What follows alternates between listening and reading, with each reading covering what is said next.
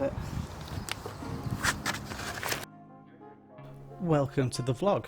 Well, today we're going to be looking at one of the new bits of kit I've decided to buy to help me catch some fish. Straight away, straight from the off, it has brought me fish on the bank. And without using it, I would have had or been a bit more vague about some of the fishing I'm going to be doing this year and in the future. And what is the product that I bought that I thought will improve my fishing? Well, it was a nice little contraption called the Deeper Pro Plus. Now, this is not a paid advert for the product, it's just me who decided that I wanted to know exactly what features were on the bottom of the lake bed. Not too interested about the fish and the sonar, but trying to get those fish onto the bank. And it was really easy. All you've got to do first and foremost is just throw the thing in the water, put it on the app, get it all working, and then make sure you read all of the instructions. You've got the instructions on the internet, it shows you all the features on the fish finder, and then you've got other things in the programming of the instructions, which is like how it actually works. And it's really interesting, but it really does put some of those fish right on the bank. Well, it can also save you hours of just standing there looking out at the water time and time again, trying to see showing fish, wondering where they're held up in the upper layers or on the bottom of the lake, because it's brilliant.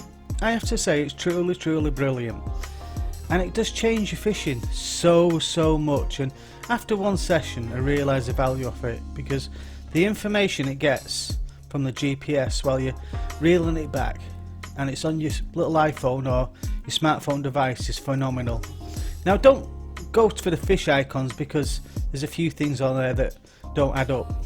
You know, if the fish is right underneath the sonar, then it looks like it's a big fish, and really it's right underneath the sonar, if that makes sense. But it tells you whether you've got sediment on there, and you can see the green line there, that is sediment above the hard surface on the bottom of the lake. Well, just even bringing it back and viewing it is superb. It's fantastic, and it will change you or transform you from a marker. Right, let's crack on.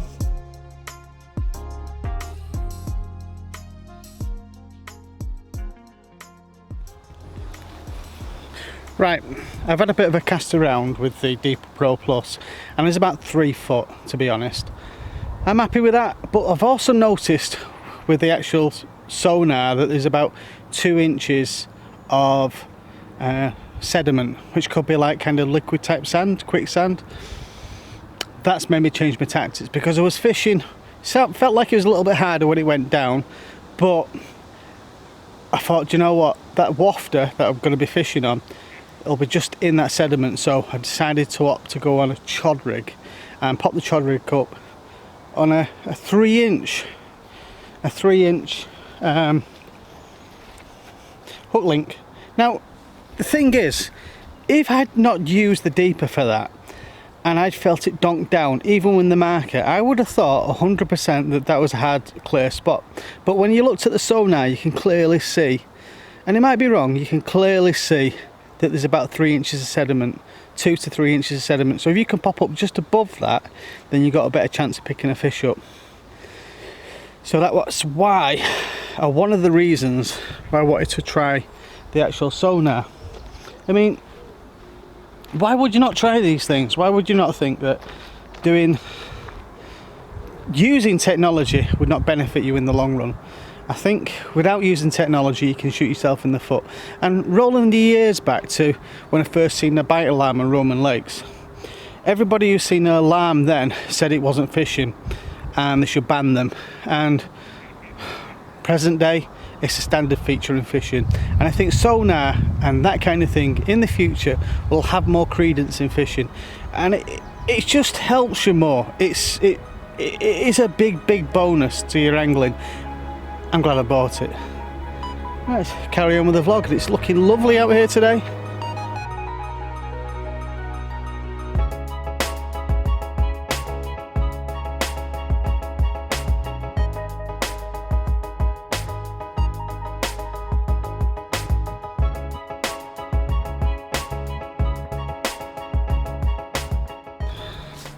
Sun's starting to set, and to be honest, I love that. We're being slightly on the ginger spectrum.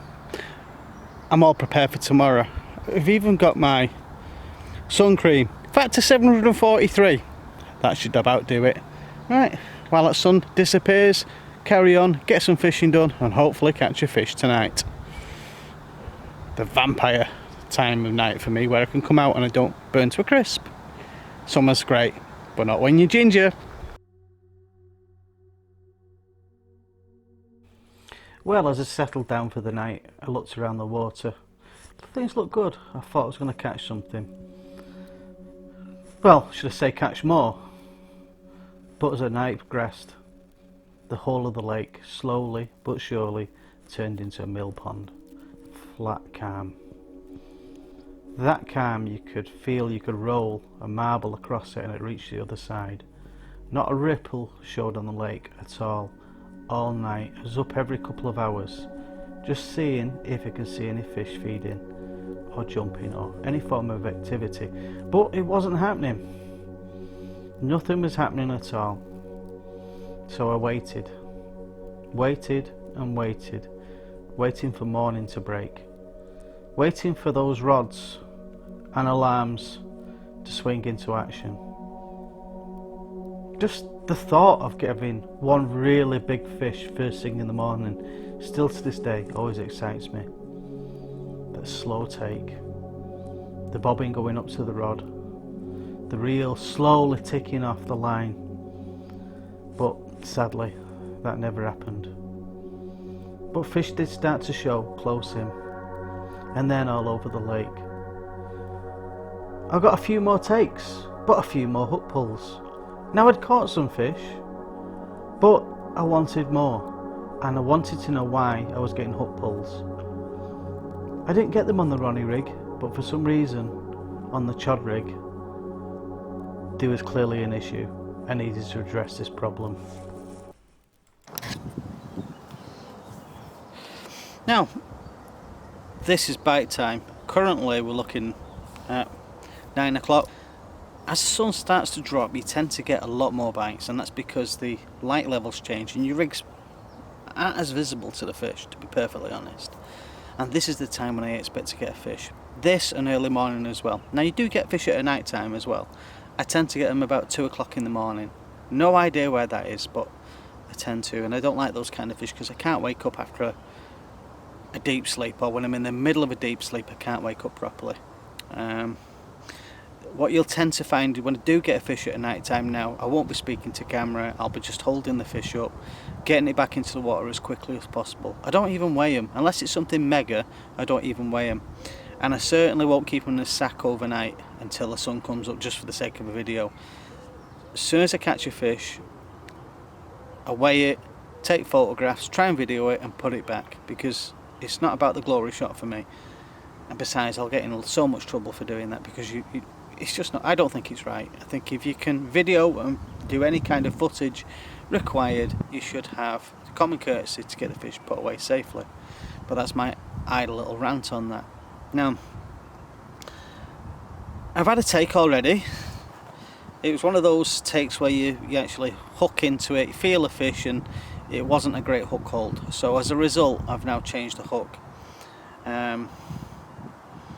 I have been guilty of sharpening hooks time and time again, because I'm tight. I don't like spending money on things. It was time to change it, and that was my own stupidity for trying to just push it a little bit too far. Comment below whether you just retie hooks, or whether you just try and do the best money wise and try and save the hooks and try and touch them up and keep them ship shape and Bristol fashion, so to say. Put a comment down on there on your right hand side as you look at the screen on a smartphone device or that kind of thing. If it's on television you can't do it, and just comment below, subscribe. It'd be really good if you can do that. I'm hoping I pick a fish up now, I really do. It's looking bang on, to be fair. The wind's now starting to drop a little bit. We've got a slight ripple on the water. It's looking really well, it's looking really good. Right hand rod, I'm fishing about 90 yards out on a chod rig, high-vis boilie, glugged up with amino crab, and the other rod is 40 yards catapult range, and that's my favourite range, is catapult range. Fishing on crab on that. Now I'm actually fishing a pop-up on that, a little bit higher up, just to take it out of that sediment that's actually on the bottom of the lake. And I wouldn't have known about that, how deep that was, unless I'd used the deeper on that, so it's helped me a little bit. I think I'm going to use that a lot. The one thing that does scare the living daylights out of me is cracking off with a 200-pound bit of kit going flying in the water. So it's okay losing a spot or a marker, you're whingeing about that, but losing one of them things, I don't even want to think about that, to be honest.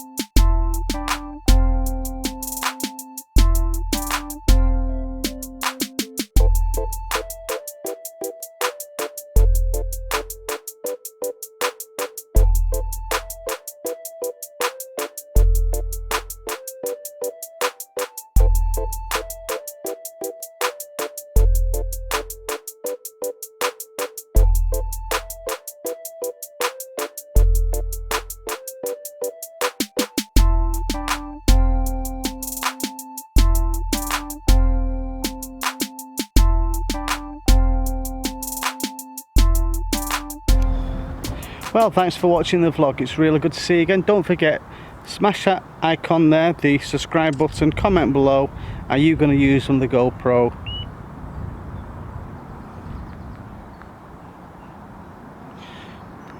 Are you going to use one of the deeper Pro Pluses? Oh well, see you in the next video. Thanks for watching, and I'll see you again.